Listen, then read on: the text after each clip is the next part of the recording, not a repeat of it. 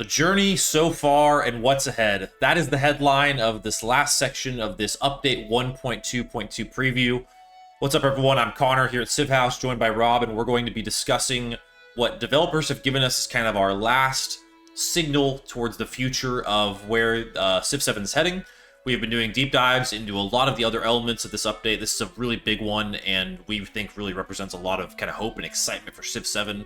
So if you've liked that, you like this video and our other videos, like and subscribe as always. Shout out to our Haus family member Jacobiened and anyone else who has maybe joined the Civ Haus family since then. We really appreciate you all, appreciate our members, appreciate our subscribers, and our viewers. Everyone, thank you. You guys are great. They really are. We love this place. Well, Rob, you want to lead us into this one as we start to look at the journey so far and what's ahead? Yeah, we're not going to read the whole one this time just because it would take a little bit of time. It is a longer one, to be fair. But basically, they talk about how they've been focused on cleaning things up. We know that because they moved right to rollback, right? That was the whole thing, is like, we're going to try to get this game into a better space. Everybody, including all of you, have let their feelings be known about what the state of the game is right now. And I appreciate that they are, telling us, hey, we're still working on this June, July, and beyond. I think that's important. They're also acknowledging things about, how they took big swings, ages, Civ switching, commanders, legacy paths, legends and mementos, towns, and more. Yeah, it's huge changes. And their goal was to, not be static, to let the game feel a little bit more dynamic, where everything evolves. And I think with this update, they're doing that more than they even probably realize, which is going to be great. But there are a couple things that they talked about, Connor, about how they're going to move forward. Yeah. Age transitions can feel abrupt. Game replayability needs more depth. There's room for improving the player's sense of Empire identity and continuity through a multi-age campaign. And they agree that they need to get these right. We're going to start seeing more of those changes in July. Specifically to things like age transitions, and then we're going to move into some of the bigger things, which makes me think, again, I feel, little side note here, I think the Right to Rule is coming out in August.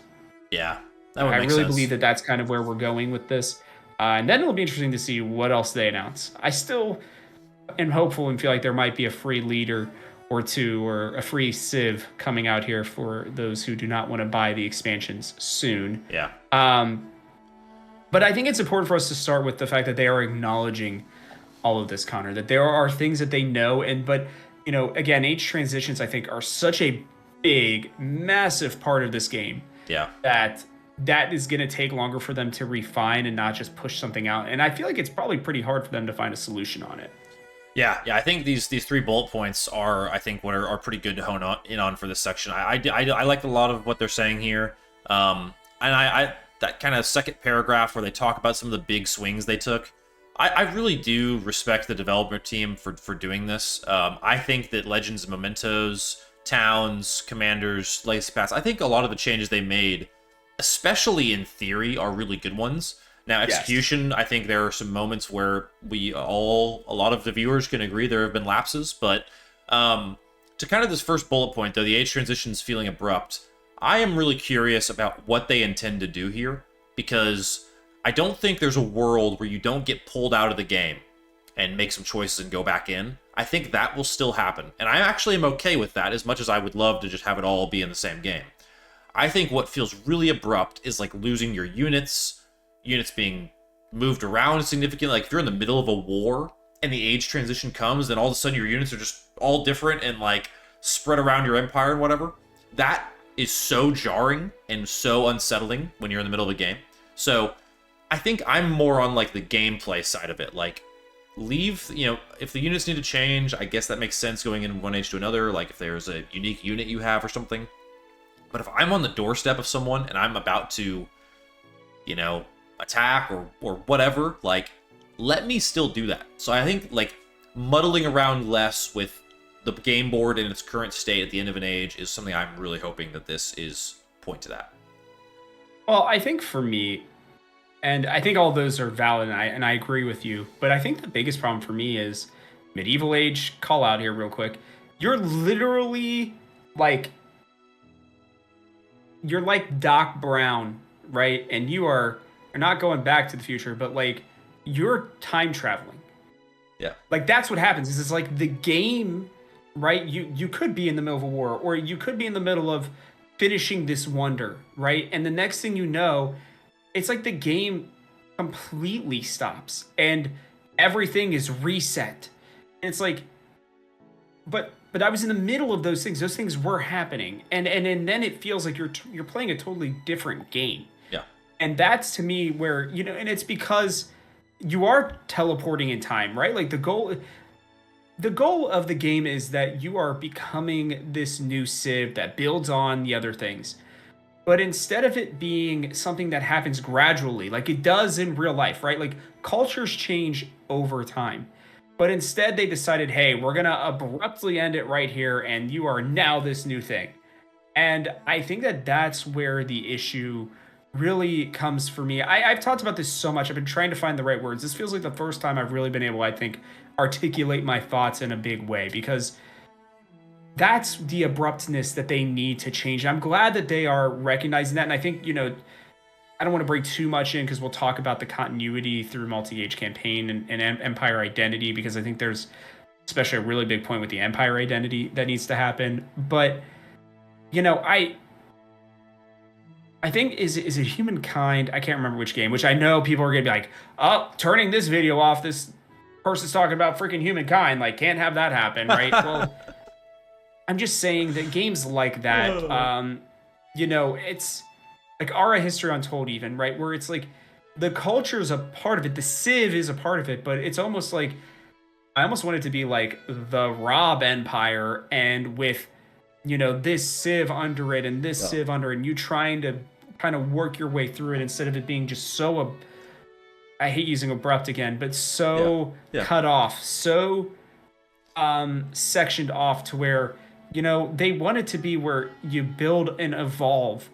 Well, this isn't Pokemon. You're not going from Charmander to Charmeleon to Charizard, right? Like, you're not making that abrupt of a change. And even that is probably less of an abrupt change than what we get right now in Civilization. So it just doesn't flow. And I think the flow state of the game is the thing that needs to be addressed as much as anything.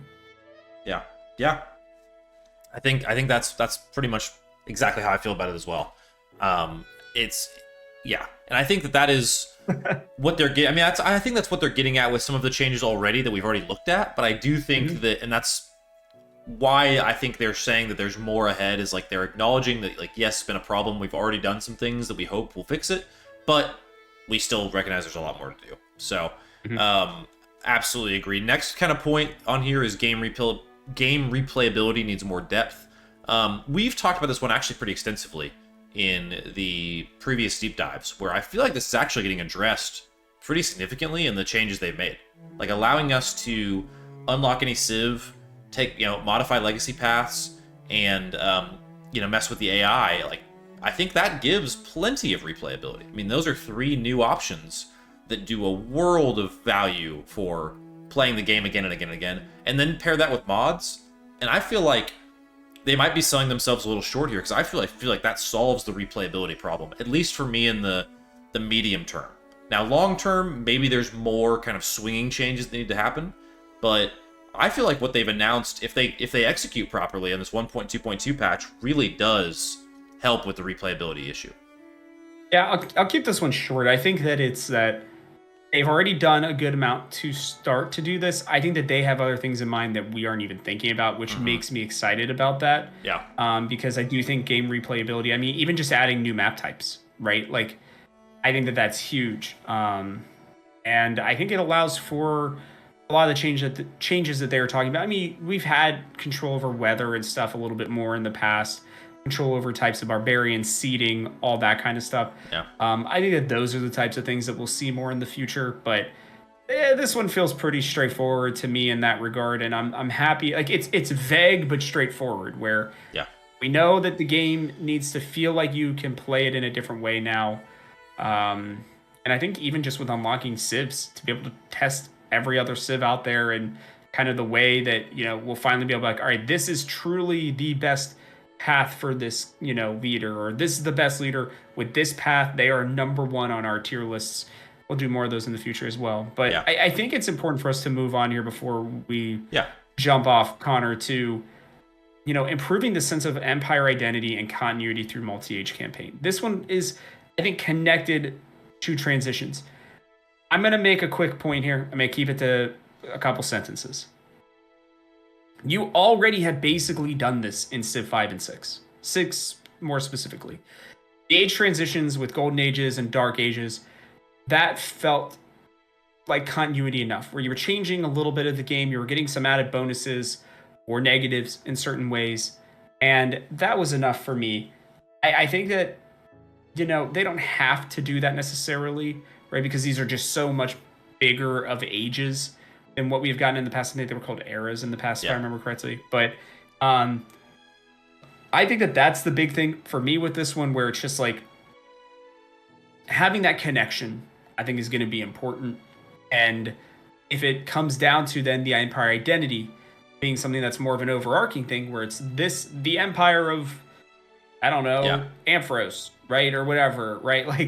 Like that's cool. You can do that, but then, still allowing for civs to, I think, slot in there and maybe not be as important. Maybe might be the way to go, but I don't know. I said I'd keep it short, so that's where I'm at with it. Yeah.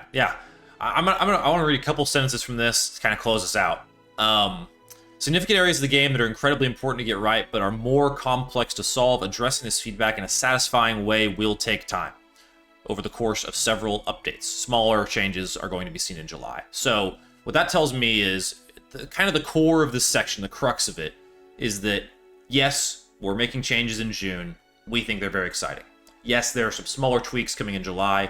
To your point, Rob, probably right to rule in August. But even beyond that, as we close the year and go into the winter months and the fall months, I really do expect this development team is still going to be active, still going to be adaptable, making big sweeping changes to the game. So while we are excited, and we've talked now for several videos about this 1.2.2 update, which I don't think we're overstating. I think this is a really big deal. I think that we are potentially, not to have too much hopium here, I think potentially we're just scratching the surface for what is going to come to this game. We've seen really great development for Civ 5 and 6 over the years. I think Civ 7 is next up with, I think, a more robust engine overall. Hot take. And I think that people should be excited about what's to come. And I just, again, want to shout out the developers for the transparency here, for acknowledging that there's been some criticism, thanking fans for their criticism, and being willing to move on and adapt. But final thoughts from you, Rob. This is all good news right now. It's the first time in a while where I can say I feel like almost everything on here matters and is important for making this game better and more enjoyable for all of us. So, yeah. Couldn't agree more. Love that. Couldn't agree more. Well, this has been a somewhat long day of recording for Rob and I, so we're going to go take little naps, get some more caffeine. You can see me drink my white monster, all that. But it's exciting stuff. We're recording a lot today because there's a lot to talk about and because there's a lot of excitement right now in the Civ community. So to keep up with all the latest, make sure you like and subscribe. Check out our other videos on the channel. We've got a whole bunch of them.